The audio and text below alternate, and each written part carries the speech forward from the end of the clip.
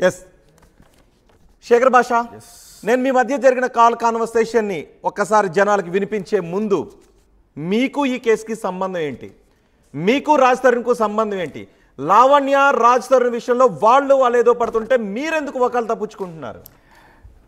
Correct question అడిగారు. మీకు ఎంత సంబంధం ఉందో నాకు అంతే సంబంధం ఉంది. ఒక మీడియాగా మీరు లావణ్యని ఎలా కూర్చోబెట్టి అడుగుతున్నారో నేను కూడా ఒక మీడియాగానే, ఒక జర్నలిస్ట్గానే, ఒక ఆర్జేగానే అడిగాను.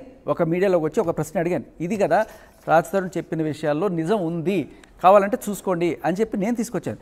సో తీసుకొచ్చిన తర్వాత ఏమైందంటే ఒక్కసారి యూటర్న్ తీసుకున్నట్టు ఇదిగో దీంట్లో కూడా ఏదో నిజం ఉంది కదా అని చెప్పి నేను ఎక్కడికి పోలా, నేనేదో అదే పనిగా నన్ను తీసుకోండి, నన్ను మాట్లాడనివ్వండి అని చెప్పి ఎవరికి చెప్పలా. వరుస పెట్టి యూట్యూబ్ ఛానల్స్ వీళ్ళు కాల్ చేసి చెప్పండి ఏంటి మీ దగ్గర ఉన్నది చూపించండి అంటే నేను అంటున్నది అదే. అంటే రాజ్ తరుణ్ వైపు వెళ్లాల్సింది, రాజ్ తరుణ్ వచ్చి మాట్లాడాల్సింది మీరు. డైవర్షన్ పాలిటిక్స్ ఏమన్నా కాకుండా మీరు సీన్ లోకి వచ్చి మీ వైపు డైవర్ట్ చేయాలని ఏమన్నా ప్లాన్ చేస్తున్నారా? నేనేంటండి, I'm nobody, don't have a channel, I'm just a normal human being. నేను జస్ట్ నా ఒపీనియన్, నా ఒపీనియన్ కూడా కాదు, I'm just showing the facts.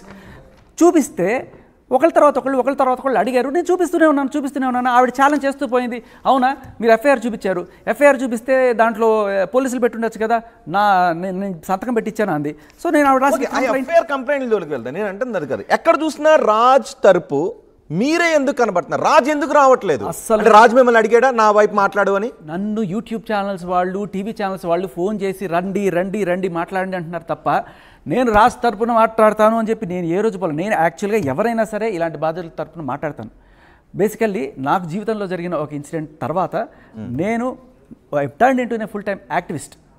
నాకు అది అయిన తర్వాత యాక్టివిస్ట్, మ్యానిస్ట్, ఫెమినిస్ట్ లాగా. అంటే ఐఎమ్ మ్యానిస్ట్ అంటే మహిళలను వ్యతిరేకించే కాదు అమాయకపు మగవాళ్లను చట్టాల పేరు చెప్పి అరాచకంగా ఇలా హింసించే మహిళల పైన పోరాడే. ఆమె ఏడుస్తోంది, నాకు అన్యాయం జరిగింది, నన్ను 11 సంవత్సరాలు నన్ను